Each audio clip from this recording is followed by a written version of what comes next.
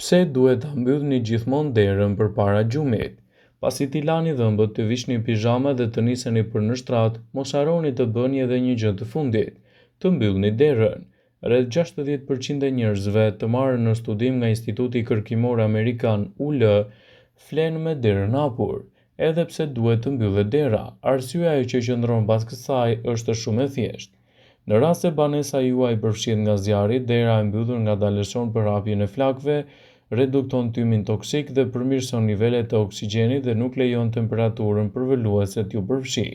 Me rritjen e përdorimit të materialeve sintetike të mobilimit të shtëpisë, mbyllja e derës bën diferencë kur është puna për të dalë nga shtëpia në mënyrë të sigurt.